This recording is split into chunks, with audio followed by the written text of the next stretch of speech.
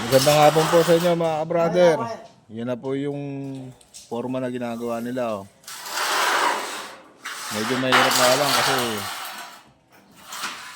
nasa ilalim yung sukoho na ginagawa nila. Yan po mga ka-brother. Oh.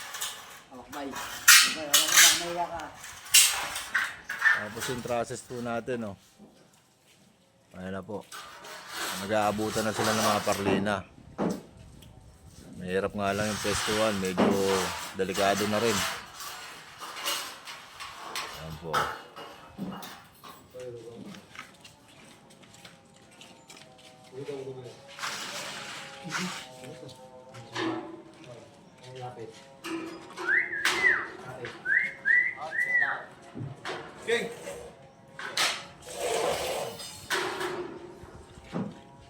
Isa, bumubuo ng forma pa rin yan.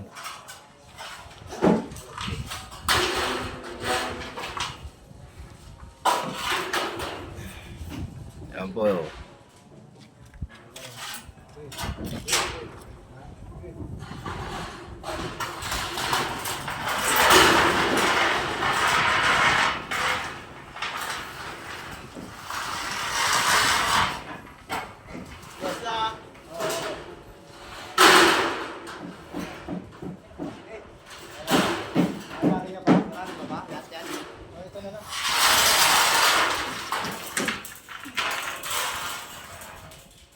Ingat po tayo palagi mga ka-brother.